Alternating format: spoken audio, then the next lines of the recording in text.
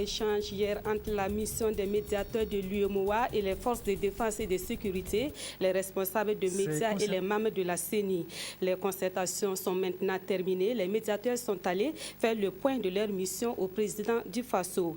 Et puis la Ligue des consommateurs chez le directeur général de la Sonabel. Cette sortie fait suite aux nombreuses plaintes de la population sur les délestages intempestifs à Ouagadougou. La délégation de la Ligue est allée comprendre le pourquoi de ces dysfonctionnements et demander à la Sonabel de communiquer plus sur cette situation. Voilà pour la une de ce journal sur la RTB. Bienvenue à toutes et à tous et merci de nous suivre. Cela dit, hier encore, les médiateurs ont poursuivi les concertations avec les forces vives de la nation burkinabé. Dans un premier temps, les médiateurs ont échangé avec les forces de défense et de sécurité, les responsables de médias et les membres de la commission électorale nationale indépendante. Par la suite, ils se sont entretenus avec les membres de la commission de réconciliation nationale et des réformes. Tous ces échanges se sont focalisés sur l'implication de ces composants de la société burkinabé à la réussite de la transition. Plus de précisions avec Aruna Mari et Abdelaziz Yagibou. Ces concertations des médiateurs de l'espace UEMOA avec forces de défense et de sécurité, hommes de médias, membres de la Commission électorale nationale indépendante et ceux de la Commission de réconciliation nationale et des réformes ont un seul objectif: interpeller les différentes composantes de la société burkinabé afin qu'elles jouent à fond leur partition pour la réussite de la transition. Transition qui devrait, selon les médiateurs, réconcilier les Burkinabés avec eux-mêmes. La rencontre avec l'association des médiateurs des pays membres du l'UEMOA a été une occasion pour les forces de défense et de sécurité au nom desquelles j'ai pris la parole pour réaffirmer notre vocation qui est celle d'être au service de la République et de rappeler les valeurs bien connues qui caractérisent les forces de défense et de sécurité, donc valeurs qui doivent préserver l'unité et la cohésion nationale. Soyez rassurés, nous ne voulons pas appeler la guerre au Burkina Faso. Soyez rassurés, votre message de paix a été entendu et bien reçu, j'allais dire 5 sur 5. Il sera répercuté à l'ensemble du corps et nous allons redoubler la vigilance nécessaire afin que l'ensemble des médias contribuent de leur mieux à la consolidation de l'état de droit, à la consolidation de la réconciliation nationale et au renforcement de la cohésion sociale au sein de notre beau pays. À l'issue de ces audiences axées sur la paix et la réconciliation, les médiateurs se disent confiants et exhortent l'ensemble des acteurs à faire plus. Nous venons de sortir rassurés, confiants et tranquilles que les élections ont toutes les chances de se dérouler dans de bonnes conditions, suivant le calendrier prévu. Cependant, nous avons constaté, si vous voulez, quelques divergences et que nous considérons comme normales et légitimes. Donc s'il y a des problèmes, s'il y a des divergences, la justice est là pour leur trouver une solution qui ne retarde pas et qui ne perturbe pas le bon déroulement de la transition. Nous avons encouragé fortement les organes de la transition à un dialogue, à établir un dialogue entre tous les acteurs.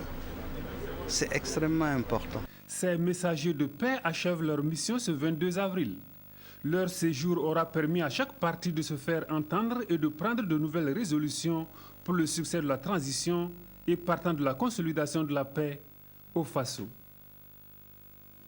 Et après ces dernières concertations, la mission des médiateurs de l'UEMOA s'est rendue chez le président du Faso. Les médiateurs sont allés faire au chef de l'État le point des différentes concertations avec les forces vives du Burkina Faso. À noter qu'avant, les médiateurs de l'UEMOA, Michel Kafando, a accordé une audience au secrétaire d'État français chargé des transports, de la mer et de la pêche. Ce dernier est allé traduire sa reconnaissance au président du Faso et au peuple burkinabé pour leurs actions suite au crash de l'avion d'Air Algérie. Le point de ces deux audiences avec Amandine Lalsaga. Vidali, secrétaire d'État français en charge des transports, est porteur d'un message de remerciement au peuple burkinabé. Ici, la République française exprime sa reconnaissance au Burkina Faso pour son soutien lors du crash du vol AH-5017. Crash qui a fait 116 morts et pour lequel la France a payé un lourd tribut. Nous avons, à partir de là, avec le président, envisagé comment une autorité politique, dans des circonstances aussi graves, peut apporter aux familles des victimes des réponses à travers nos expériences et nos contacts personnels réguliers. À la suite du secrétaire d'État français, la mission de solidarité des médiateurs des pays membres de l'UEMOA est venue faire le bilan de ces rencontres avec les forces vives. Un bilan que la mission juge positif, même si les échanges n'ont pas permis de faire le consensus sur le nouveau code électoral. Notre position est très claire. Nous souhaitons qu'on aille vers les élections générales, non exclusives, des élections transparentes, des élections apaisées. Car la réussite du processus électoral signera la réussite de la transition actuelle. Et ça sera un bonheur non seulement pour les Burkinabés, mais pour tous les peuples frères de Burkina qui sont dans notre sous-région. Un rapport des échanges avec les composantes de la société burkinabé sera soumis ultérieurement au président du Faso. La 18e édition de la Journée nationale du paysan se tient à Dédougou, dans la boucle du Mouhoun. Et selon un communiqué de la Direction générale du protocole d'État, la cérémonie officielle présidée par le président du Faso aura lieu demain vendredi. À cet effet, les personnalités invitées sont attendues sur l'aire aménagée de la cérémonie située sur l'axe Dédougou-Nouna à partir de 8 h. Suite du journal, et nous parlons à présent de la vie des partis politiques. La jeunesse de la nouvelle Alliance du Faso a rencontré hier les structures de soutien à la candidature de Djibril Bassolé. Le principal sujet des échanges a été le code électoral. Pour la NAFA, aucune disposition de ce code n'empêche leur candidat de se présenter à la prochaine élection présidentielle. Raison pour laquelle la NAFA dit saluer ce nouveau code électoral en invitant tout de même ses militants à la vigilance. Le reportage de Olopo.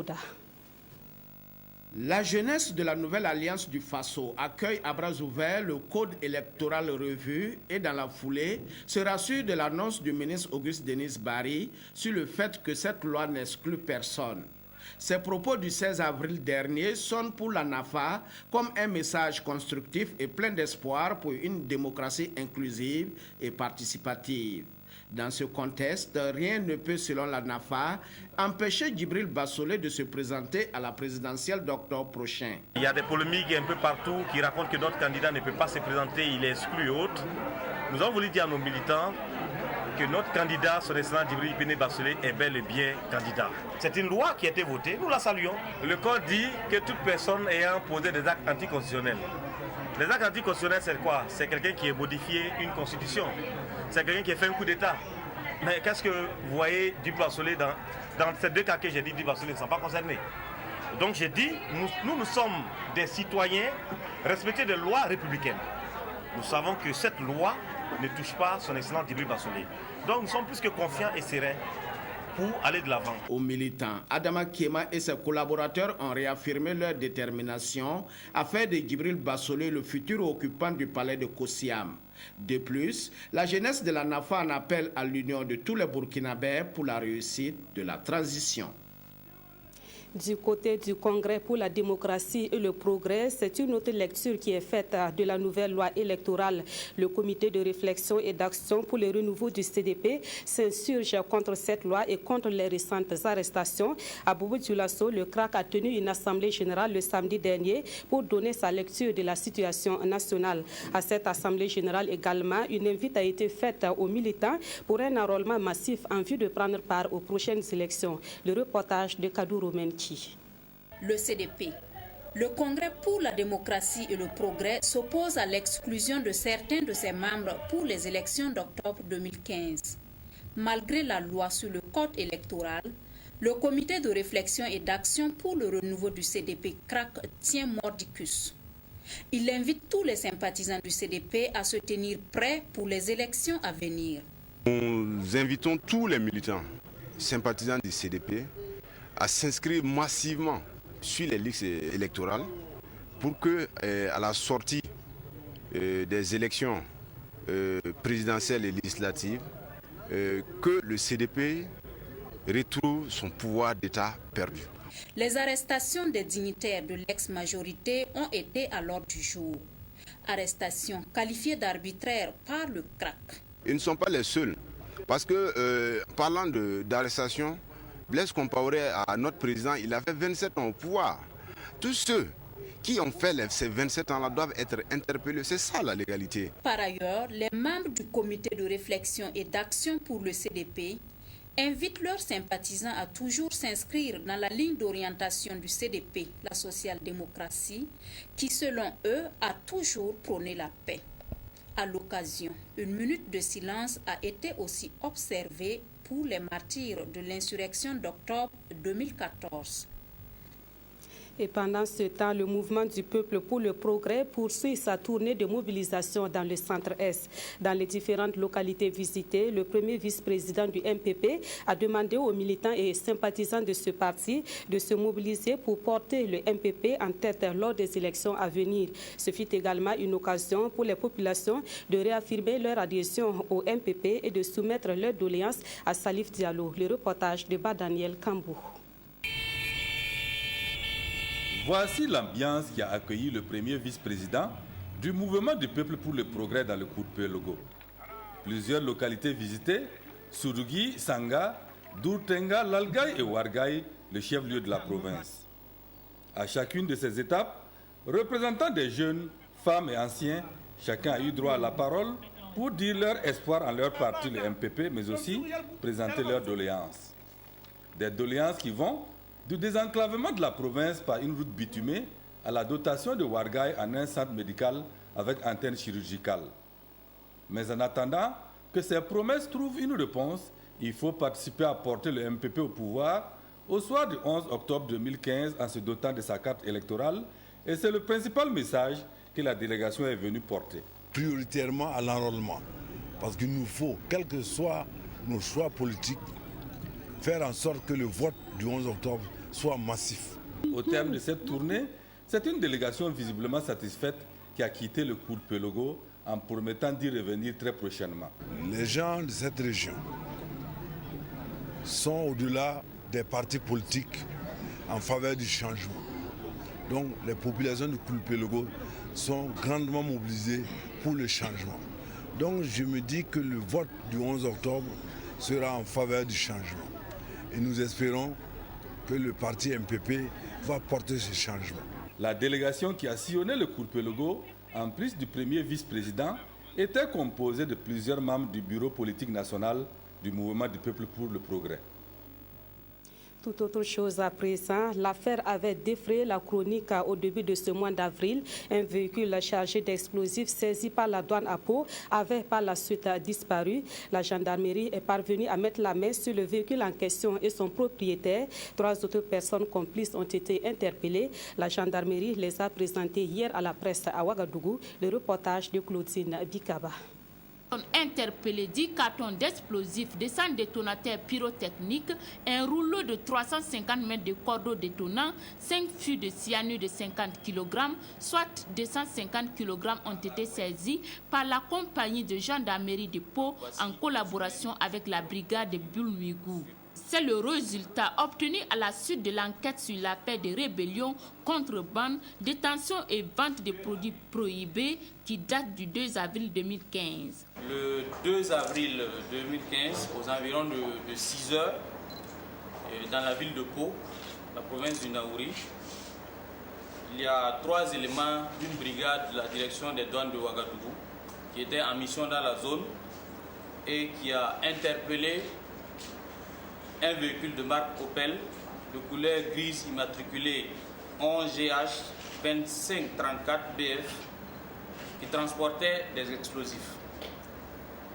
sur la RN numéro 25 et qui rejoignait Ouagadougou avec la saisie de ce véhicule qu'il venait d'effectuer. À l'issue, une enquête a été ouverte pour retrouver les auteurs de ces faits. Poursuivant les enquêtes,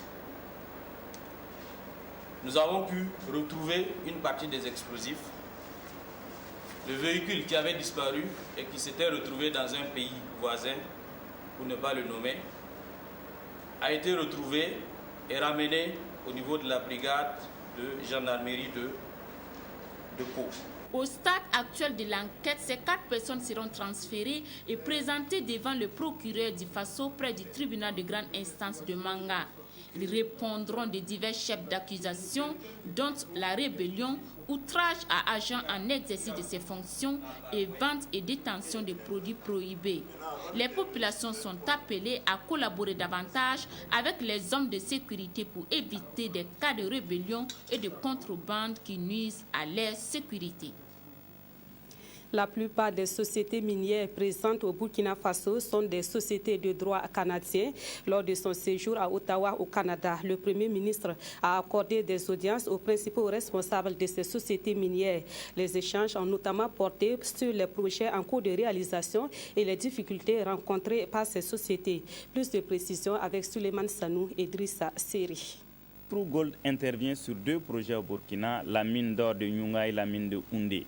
Avec le Premier ministre, les représentants ont échangé sur les difficultés qui traversent actuellement la société et les solutions éventuelles de sortie de crise. Oui, nous sommes prêts de commencer presque peut-être demain. Nous avons 400 travailleurs. Ils sont prêts de commencer peut-être demain. Et nous avons investi 60 milliards de dollars maintenant. Et à la fin du projet, c'est 150 milliards de dollars. Horizon travaille sur un projet à Bamboré. Le président du groupe est venu s'entretenir avec le chef du gouvernement sur les conséquences du nouveau code minier adopté par les autorités burkinabées. C'est une bonne visite. L'intention, c'est le principal point, c'est le nouveau code de minière ou le potentiel nouveau code de minière. C'est un temps difficile pour les actionnaires, les investissements dans un gros projet. Et le nouveau code, il y a beaucoup de points négatifs pour les investissements. Ensuite, place aux échanges avec les représentants de IAM Gold Corporation et Semafo. La séance de travail a permis d'évoquer plusieurs aspects liés à l'avenir des mines en exploitation au Burkina. On a discuté notre mine Essakane au Burkina Faso, quelques défis et les succès aussi avec la mine. On a pris la réunion avec nos collègues à Semafo et c'était une réunion très fructueuse. Donc une bonne discussion avec le Premier ministre. Pour terminer, Yacouba Isaac Zida a reçu les responsables de la canadienne Bank Note. Il s'agit d'une visite de courtoisie pour les représentants de cette société qui pilote le projet de production de passeports sécurisés pour le Burkina. Autre point de l'actualité, la Ligue des consommateurs est débordée par les plaintes des citoyens ouagalais sur les délestages intempestifs ces derniers jours. Cela a conduit la Ligue à se rendre auprès des responsables de la Société nationale d'électricité du Burkina pour comprendre ce qui se passe réellement. Elle leur a aussi demandé de communiquer davantage sur le programme des délestages. Les responsables de la Sonabel disent avoir pris bonne note et promettent des améliorations. Peggy Ouedraogo. La visite de ce jour s'est imposée selon l'hôte qu'est la Ligue des consommateurs du Burkina. À la Sonabel, il s'est agi de passer un message, celui d'un ras-le-bol des délestages intempestifs. Le président de la Ligue se dit réaliste sur les difficultés de la nationale de l'électricité, mais dénonce un manque de planning et de communication sur ces coupures d'électricité. Nous sommes venus à la source, conformément à notre démarche au niveau de la Ligue des consommateurs, avant de faire des dénonciations ou toute autre manifestation, nous cherchons à comprendre le pourquoi du dysfonctionnement. C'est pour cette raison que nous avons approché le directeur général de la Sonabel pour lui faire connaître les plaintes des consommateurs et chercher à savoir le pourquoi de ces coupures intempestives. Et il nous a donné des explications et cela nous permettra de mieux expliquer aux consommateurs pourquoi nous connaissons ces problèmes-là. Le problème actuel, c'est un problème de logistique pour l'approvisionnement en combustible qui fait qu'il est difficile d'acheminer le combustible qui est actuellement en stock au niveau des ports. Mais nous sommes ensemble en concertation pour pouvoir lever ce problème. À l'heure où nous sommes en train de parler, il y a une équipe Sonabel qui est en train de discuter avec une équipe Sonabi sur ce problème. Si on arrive à régler ce problème de combustible, ça va nous permettre de mettre en œuvre ces mesures-là pour diminuer même le délestage. La délégation repart soulagée de cette visite, mais dit rester vigilante quant aux doléances soumises. D'autres visites de la Ligue des consommateurs du Burkina sont prévues dans les jours à venir dans d'autres sociétés que sont la Sonabi et l'ONEA. Le ministère de la Justice, des Droits humains et de la Promotion civique a initié une rencontre sur l'appropriation des traités sur les droits de l'homme. La rencontre réunit des acteurs issus de plusieurs départements ministériels. Ils vont se familiariser avec le plan d'action de mise en œuvre de l'examen périodique universel. À terme, ces participants devront faire un plaidoyer pour la mise en œuvre des actions prioritaires. Le reportage de Evelyne Hortense Yélémou. Ils sont nombreux les textes relatifs aux droits humains que le Burkina Faso a ratifiés ou adoptés. En exemple, l'on peut retenir la Convention relative aux droits de l'enfant concernant son implication dans les conflits armés, la prostitution et la pornographie. Et pour respecter ces engagements, le Burkina se soumet régulièrement à un examen périodique universel assorti de recommandations et de plans d'action.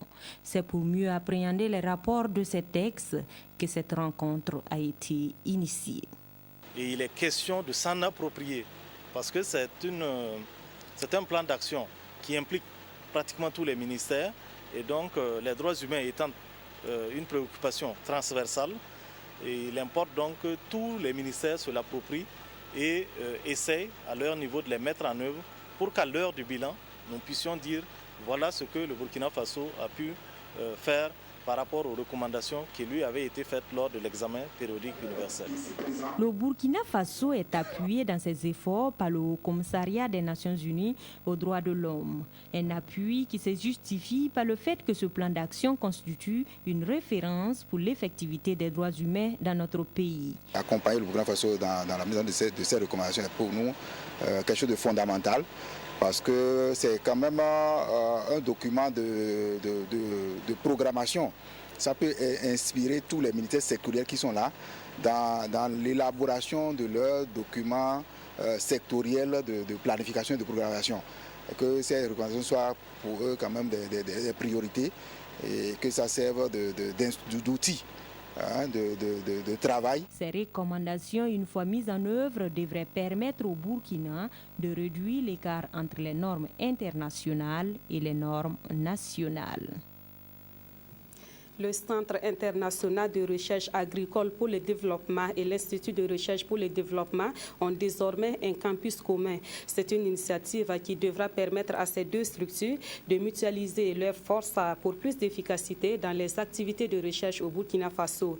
Le campus commun est situé à Ouagadougou et il a été inauguré le 20 avril dernier. Bouma Ernest Nebié et Yolande Lompo.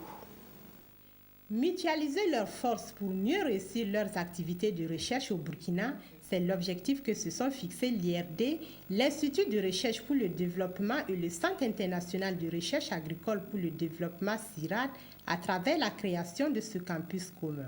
Il y a une composante de centre d'information et de recherche commun, donc la mise à disposition d'un centre de documentation commun pour les étudiants. Il y a les locaux que nous venons de visiter, les bureaux du CIRAD qui sont installés dans les locaux du campus. Il y a toute une série de facilités matérielles, de salles de réunion qui seront aussi partagées. D'un côté, ça nous permettra d'être plus visibles et plus lisibles et d'attirer avec nous des partenaires de France, d'Europe et des pays de l'OCDE pour œuvrer sur des thématiques qui sont liées au développement, mais de l'autre côté également de construire de nouveaux programmes avec l'ensemble des partenaires burkinabés et l'ensemble des partenaires de la région pour relever les défis, les immenses défis que la recherche a à relever pour l'avenir. Cette mutualisation de forces est aussi profitable aux partenaires. C'est pourquoi les premiers responsables de ces deux institutions françaises de recherche ont à l'occasion expliqué à l'Association des journalistes communicateurs scientifiques du Burkina les avantages de ce campus commun. Avant la cérémonie d'inauguration du campus, l'IRD et le CIRAD ont signé au ministère de la Recherche scientifique et de l'Innovation un accord de partenariat avec le Centre national de la recherche scientifique et technologique, CNRST. Pour terminer, voyons l'actualité traitée dans les journaux écrits de ce jour, la situation sociopolitique au Burkina Faso et les derniers hommages aux victimes de l'avion d'Air Algérie sont les principaux sujets traités dans les parutions de ce 23 avril. La revue de presse est signée de Evelyne Dabiri. Les quotidiens de ce 23 avril reviennent sur la rencontre entre la Commission de réconciliation nationale et des réformes et la classe politique. Et lors de cette rencontre, informe le pays, l'ex-majorité claque la porte. Les raisons de ce acte sont données par Aujourd'hui au Faso qui écrit « L'ex-majorité, selon sa porte-parole, a été comparée aux nazis de la dernière guerre mondiale ». Autre justification de la porte-parole de l'ex-majorité rapportée par l'observateur Palga, nous ne pouvons prendre part aux travaux de la Commission de réconciliation nationale puisque l'on nous a condamnés avant même de nous avoir entendus. Mais que pense le président de la Commission, Monseigneur Paul Ouedraogo, de cette position? Questionne l'observateur Palga, qui apporte du même coup la réponse du président du CRNR. Elle, en parlant de Juliette Bonkungu, vient de nous le signifier. Nous en prenons note et nous allons y réfléchir. Et l'ex-opposition qui entend participer aux travaux souhaite que le droit soit dit en toutes circonstances, a laissé entendre Sarah Sérémé dans le quotidien. Notre temps, s'adressant à l'ex-majorité dans sa rubrique Actualité oblige, écrit « Ce n'est pas une faiblesse que de se mettre à l'écart pour laisser passer la tempête. C'est au contraire un mérite. Mais c'est à la Commission de réconciliation nationale et des réformes d'aider tous les acteurs dans leurs choix et décisions. » Autre point de l'actualité, le journal Le Quotidien retrace la cérémonie de pose de la première pierre par les autorités de la stèle en hommage aux disparus du crash d'Air Algérie le 24 juillet dernier. Le Burkina va ériger une stèle pour la mémoire, informe Aujourd'hui au Faso, qui fait l'économie de la cérémonie et précise « Les 116 victimes du crash ont été représentées par les drapeaux de leurs pays respectifs et des bougies. » Et ce fut un moment très difficile parce que l'on avait en face de nous les familles des victimes, confie dans le pays Daouda Traoré du département en charge des transports. Autre point d'intérêt dans vos journaux, la disparition du véhicule chargé d'explosifs. Enfin retrouvé, s'exclame Aujourd'hui au Faso, qui décrit le véhicule et son contenu. C'est un véhicule de marque Opel contenant 10 cartons d'explosifs, 200 détonateurs pyrotechniques, un rouleau de 350 mètres de cordon détonnant et 5 fûts de cyanure de 50 kg chacun. On a retrouvé finalement le véhicule au Ghana avec son propriétaire, Abouga Kafrank, mécanicien domicilié à Pau, renseigne l'observateur Palga. Mais Sidouaya rassure, ces explosifs n'étaient pas destinés à des fins d'actes terroristes, rapportant ainsi les propos du capitaine commandant de la compagnie de gendarmerie de Pau. Voilà, c'est la fin de ce journal. Merci de l'avoir suivi. Très bon après-midi à toutes et à tous et à demain.